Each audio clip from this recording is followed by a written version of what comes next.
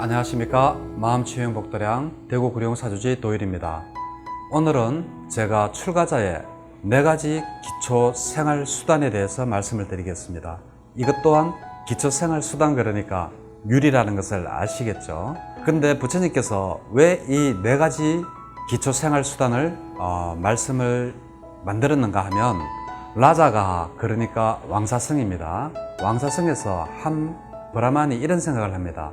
부처님의 제자가 되면 이들의 계행을 지키는 것은 굉장히 쉽고 삶도 편안하고, 그리고 좋은 음식도 많이 먹고, 그리고 바람을 막아주는 좋은 침상에서 잠을 잘 수 있다.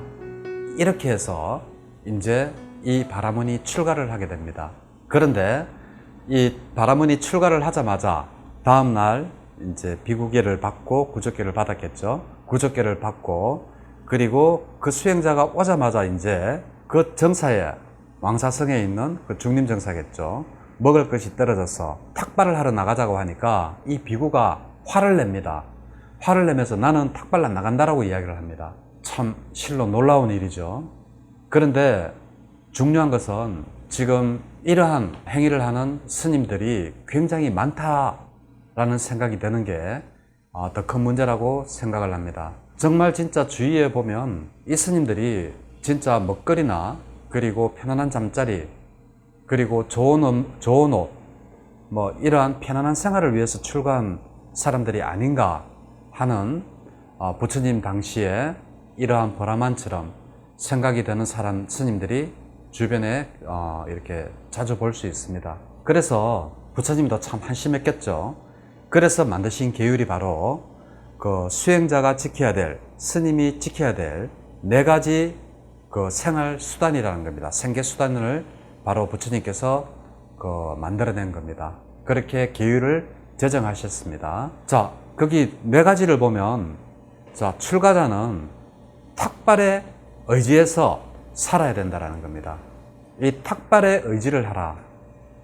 이제 쉽게 이야기하면 글식을 하라는 거죠. 그렇지만 지금 현재 시대에 글식은 맞지가 않습니다. 지금 이제 제가 만약에 탁발을 나가면 요즘 전부 다 이렇게 장사 안 된다고, 재수 없다라고 막 나가라고 그러죠.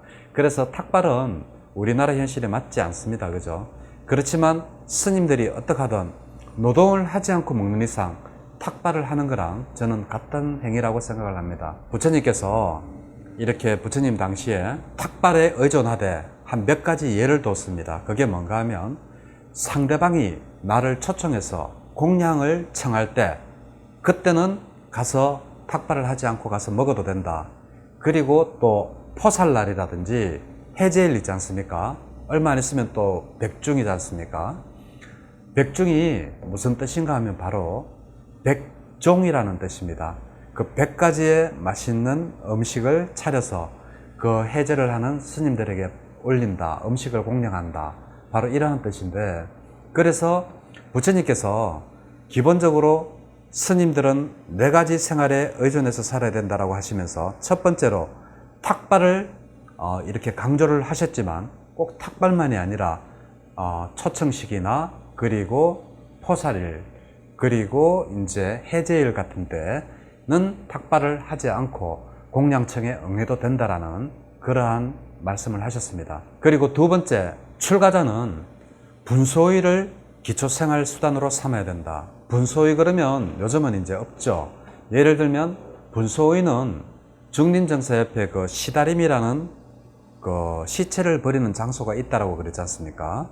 그러한 시체를 버릴 때 시체를 감쌌던 청 같은 걸, 그거를 이렇게 주워와서 잘라서 이렇게 그냥 옷을 걸쳐서 입는 겁니다.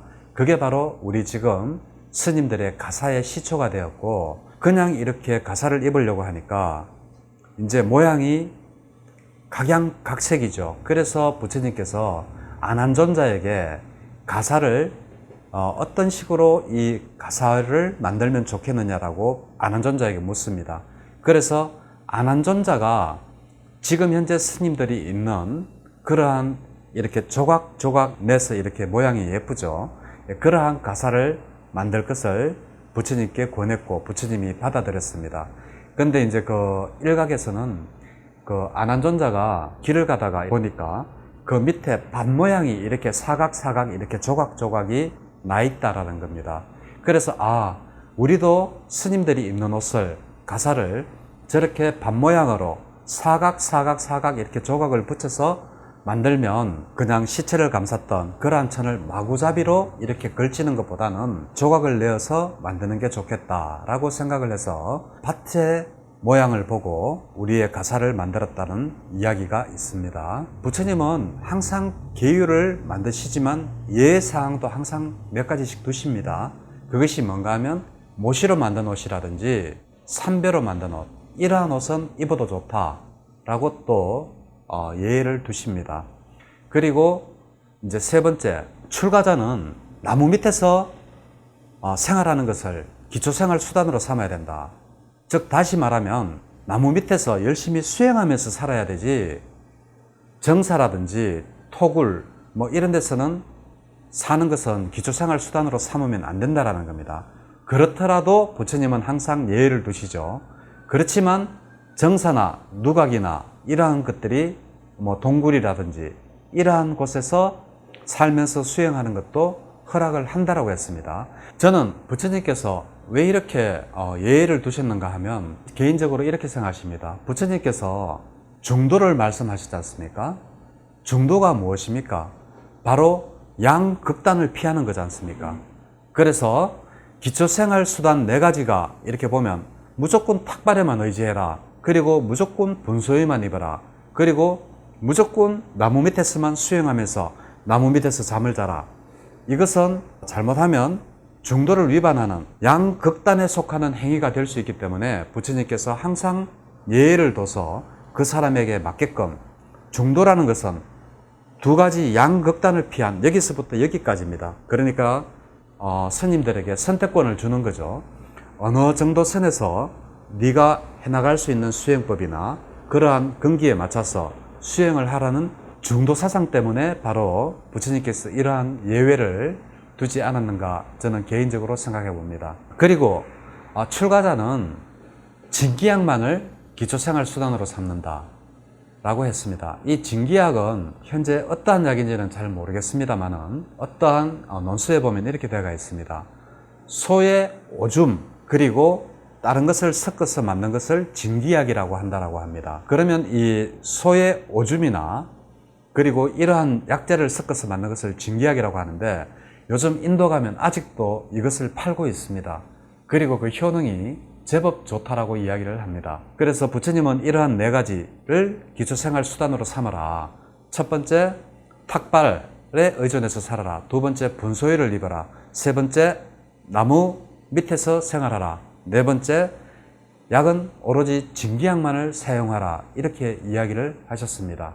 그런데 지금 현재 우리가 스님네들이 먹는 음식이, 저는 이러한 방송은 조금 좀 하지 않았으면 좋겠습니다. 사찰 음식이라 그래서 나와서 아주 맛있고 고급스럽게 이렇게 음식을 만들죠. 그러면 일반인들이 생각하실 때, 불자님들이 생각하실 때, 아니 우리가 보시한 돈으로서 과연 저런 음식을 저렇게 맛있게 고급스럽게 만들어서 드시는가, 이러한 오해를 살 수도 있는 소지가 되기도 합니다. 그래서 물론 사찰 음식이 건강에도 좋고 요즘 시대에 이렇게 보면 웰빙이라 그래서 아주 맞는 컨셉일지도 모릅니다. 그러한 사찰 음식을 일반인들에게 가르쳐주고 하는 것이, 그렇더라도 잘못하면 오해의 소지가 있기 때문에 부처님께서 탁발에 의지해서 살아라고 했지만 우리가 탁발에 의지는 하지 못하더라도 이렇게 고급스럽게 아주 맛깔스럽게 해서 일반인들조차도 함부로 먹을 수 없는 이러한 음식을 사찰 음식이라고 해서 사찰 음식 전문점 이러한 것들을 꾸려고 운영하고 그러한 것을 가르치는 게 과연 스님들이 할 도리인가, 여기에 대해서 저는 한번 깊게 한번 생각을 해봤으면 좋겠습니다. 물론 개별적으로 내가 맛있는 음식을 할 수가 있어서 가르치는 것은 모르겠지만 지금 사찰 음식 이렇게 하는 데 가면 거의 다가 20만원, 10만원, 뭐 1인당 이렇게 넘습니다. 이러한 고급스러운 음식을 우리 스님네들이 아무런 생각 없이 이것이 바로 사찰 음식이라고 만들어서 가르치고, 그리고 그러한 장소에 가서 먹는 것이 바람직한 일인가를 한번 생각을 한번 해보게 됩니다. 그리고 두 번째, 출가자는 분소유를 입으라고 이렇게 했습니다. 그렇지만 부처님께서 황금가사를 두 벌을 받는 게 바로 경전 내용에 나오죠. 그래서 하나는 바로 아난존자에게 주고, 하나는 바로 부처님께서 입으셨다, 가지고 계셨다, 이렇게 말씀을 하십니다.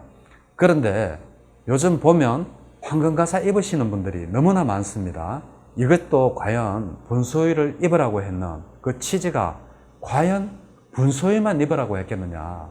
그리고 요즘 자칭 큰 스님들이 굉장히 많죠. 큰 절대에 살고 있으면 다 큰 스님입니다. 이러한 스님들이 벤츠라든지 BMW 타고 다니는 스님들이 굉장히 많이 늘어나고 있습니다. 최하가 에쿠스라든지 이러한 일반인들, 열심히 노력하면서 살아가는 불자님들보다도 더 좋은 차를 타고 더 좋은 옷을 입고 더 맛난 것을 먹으러 다니는 게 과연 부처님께서 4가지 기초생활로 스님들은 살아라고 하는 이 취지에 맞는지도 다시 한번 생각해 봤으면 좋겠습니다. 스님들도 요즘 시대가 바뀌어서 포교를 하러 다니고, 그리고 다른 데 어떻게 다니려고 하면 이동수단은 있어야 되는 것이 맞습니다. 저는 차가 있느냐 없느냐가 중요하다고 생각하지 않습니다. 차는 요즘 시대의 발통입니다. 저의 발이나 마찬가지입니다. 그렇지만 스님들이 그것도 보시에 의존해서 살아가면서 그렇게 고급스러운 외제차, 벤츠, BMW, 에쿠스, 체어맨 이러한 것들을 과연 타야만 되느냐. 정말 우리 스스로 한 번씩 돌아봐야 되지 않을까. 정말 스님으로서 부끄러운 줄을 알아야 됩니다. 어떻게 어렵게 번 돈들을 그렇게 좋은 차를 사서 호의호식하는 데 쓸 수가 있는지 부끄러운 생각이 많이 듭니다. 그리고 이것은 부처님이 말씀하신 4가지 기초생활의 생계수단과도 맞지가 않습니다. 자, 그리고 세 번째, 출가자는 항상 나무 밑에서 살아야 된다고 했습니다. 처소를 삼아야 된다. 그렇지만 정사나 정각, 그리고 동굴 이런 데서는 생활을 할 수 있다고 합니다. 그러면 지금 현재 많은 절들에서 불사라고 하면서 절을 굉장히 많이 짓고 있습니다. 그것도 깊은 산속에. 물론 많은 사람들이 쉬는 공간이 필요하다고 생각을 합니다. 그렇지만 스님들이 교육을 하고 수행을 하는 공간이 과연 일반인들이 와서 쉬는 공간으로 탈바꿈을 해서 되겠느냐? 저는 이 부분에 대해서 심각하게 한번 생각을 해봐야 된다고 생각합니다. 우리가 88년 서울 올림픽 때 템플 스테이라는 걸 정부에 건의를 해서 외국인들이 우리 사찰 경험을 하도록 하자. 이렇게 해서 나온 게 바로 템플 스테이입니다. 그런데 그 이후에 어떻게 됐습니까? 조금 좀 큰 산차들은 템플 스테이 자금을 못 받아서 안달이 나고 이 템플 스테이 자금으로서 절만 자꾸 크게 확장을 시킵니다. 이것이 과연 부처님이 바라던 나무 밑에서만 생활하라는 그러한 것과 같은 일일까요? 부처님께서 불사를 이야기하고 정사나 이러한 것들을 이야기할 때는 저는 꼭 건물만을 이야기하는 것이 아니라고 생각을 합니다. 그것보다는 인재양성에 좀 더 힘을 기울이면 좋겠습니다.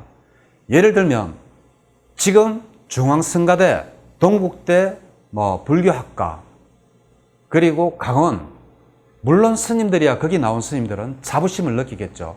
그렇지만 스님들이 아닌 일반 사람들, 특히 기독교인들이나 종교를 가지지 않은 사람들 시각에서 보면 저 학교 들어가면 공부하지 않아도 그냥 졸업장 주는 학교 아니야?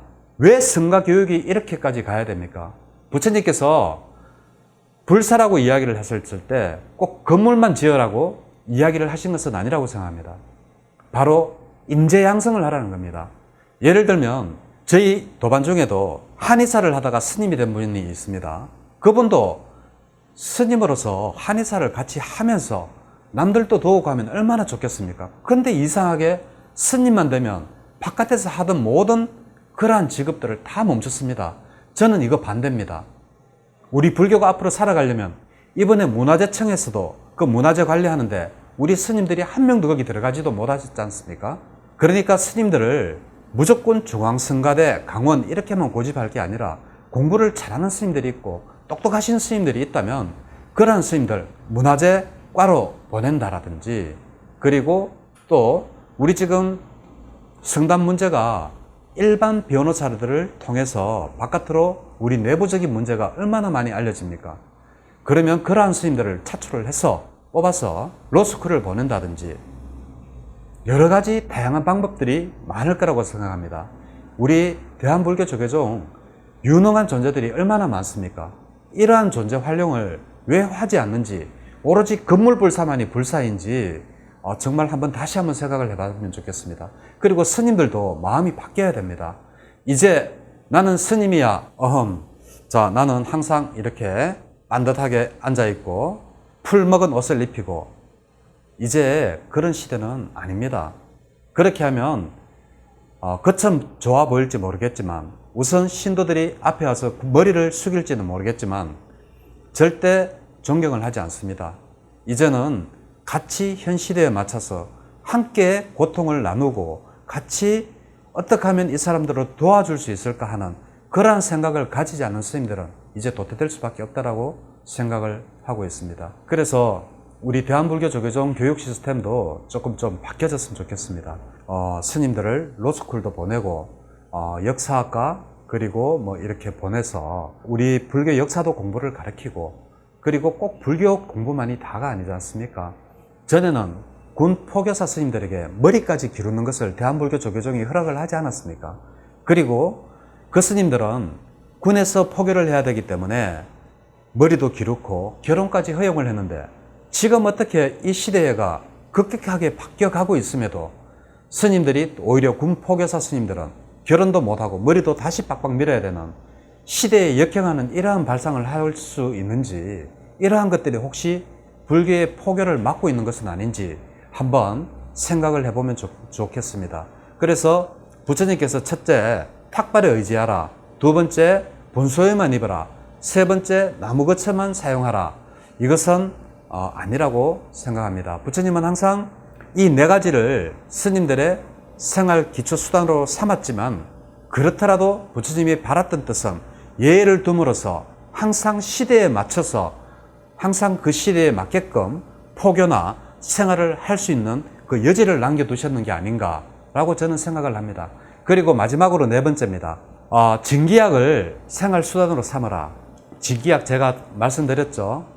인도에 가면 소 오줌이나 그 안에다 딱 약재를 이렇게 섞어서 만든 약이라고 아직까지 인도에서 팔고 있다고 그랬습니다. 이러한 약이 과연 이 시대에 맞느냐? 여기에도 이제 부처님께서 또 예를 두십니다. 정 몸이 허약한 사람은 버터나 기름 그리고 또 꿀 이러한 것들을 먹어도 된다라고 합니다. 그렇지만 이제는 그러한 시대가 아니죠. 초음파 기기도 생기고 MRI 기기도 생기고 여러 가지 다양한 게 생깁니다. 그런데 이러한 때에 바로 우리가 진기약만을 사용한다? 이것도 부처님께서 그렇게 바라시지는 않으셨는 것 같습니다. 그래서 한 가지 훈훈한 이야기가 있어서 제가 잠깐 전하고자 합니다. 암에 걸리신 지인 스님이라고 계십니다. 지금 사진으로 지금 나오고 있는데, 이 스님은 스님의 남았는 전 재산인 8억을 바로 기부를 다 해버렸습니다. 어디에? 동국대학교 병원에. 정말 쉽지 않은 결정이겠죠. 왜냐하면 스님들도 자식은 없지만 친척도 있고 동생도 있고, 그런데도 불구하고 자기의 전 재산을 8억을 동국대학교 병원에 기증한 이유는 그 돈이 학교 발전에만 도움이 되라라고, 그 병원에만 도움이 되라라고 기부한 것이 아니라고 생각합니다. 당신과 같이 많은 스님들이 돈이 없어서 병원에 못 가고 있는 것을 알고 계시기 때문에 좀 더 스님들의 어떠한 복지나 이러한 것에 돈을 쓰시라고 아마 8억을 기부한 것이 아닌가 생각을 합니다. 자, 이상으로 그 부처님이 말씀하신 스님들의 네 가지 기초생활수단에 대해서 말씀을 드렸습니다. 스님들의 어떠한 네 가지 기초생활수단과 맞게 사는가에 대해서 부정적인 이야기만 했습니다. 그러면 앞으로 불교가 그냥 이대로 흘러가도록 놔둘 것인가? 아닙니다.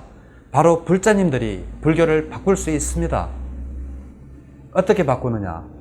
바로 그 유명한 꽃산비 마을의 사건으로부터 불자님들이 배우시면 되는 겁니다. 꽃산비 마을 사람들이 어떻게 했습니까? 부처님께서 그 꽃산비 마을에 제자들과 같이 머무실 때 꽃산비 마을에 스님들이 서로 싸움이 일어났죠.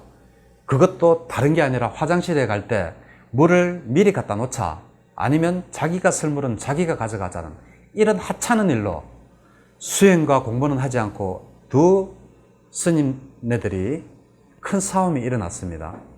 그랬을 때 부처님께서 가서 이렇게 싸우지 말아라고 몇 번을 말씀을 하십니다. 그런데도 불구하고 이 꽃산비에 그 수행하던 마을에 있던 그 두 스님들은 싸움을 멈추지 않았죠. 그러자 이 부처님은 홀로 기원정사로 돌아가 버리십니다. 그러니까 이 꽃산비 마을 사람들이 지금 스님들 때문에 저희들이 존경하는 부처님이 돌아가셨다. 기원정사로 돌아가셨다. 그러면서 바로 탁발을 그 다음날부터 딱 끊어버리는 겁니다. 제가 지금 불자님들이 불교를 바꿀 수 있다는 것은 바로 꽃산비 마을 사건으로부터 불교를 바꿀 수가 있다는 겁니다. 그 다음부터 어떻게 됐겠습니까? 꽃산비 마을 스님들이 탁발이 끊어지니까 그 꽃산비 마을에 그 족장을 찾아가서 우리가 싸우지 않고 열심히 다시 수행하겠다라고 합니다. 자, 그러면 여기서 우리가 배울 수 있는 것은 무엇인가? 호의호식하고 스님이 스님답게 살지 못하고 큰 스님 행세하고 이렇게 사는 스님들에게 우리가 과연 불자님들이 보시를 해야만 되는가? 여기에 대해서 다시 한번 생각해 봐 주시기를 바랍니다. 그리고 제 개인적으로는 모든 종단, 국가에서 문화재 관리비라든지 이러한 모든 보조금들을 전부 다 사찰에서 받지 않았으면 좋겠습니다. 물론 그 사찰이 우리 대한불교 조계종의 땅은 맞습니다. 그렇지만 그것이 누구의 땅입니까? 누구의 땅으로 그 땅이 전부 다 대한불교 조계종 땅이 된 겁니까? 바로 신도님들의 보시금 아닙니까? 비록 조계종 땅이지만 땅은 우리는 충분히 들어가서 볼 권리가 있다고 주장을 하십시오. 그래서 불자님들이 얼마든지 이 불교를 저는 바꿀 수 있다고 생각을 합니다. 물론 스님들도 자정의 노력이 굉장히 필요하다고 생각하면서 오늘 스님들이 생활해야 되는 4가지 기초생활수단, 부처님의 율장에 나오는 이야기를 가지고 말씀을 드렸습니다. 네, 감사합니다.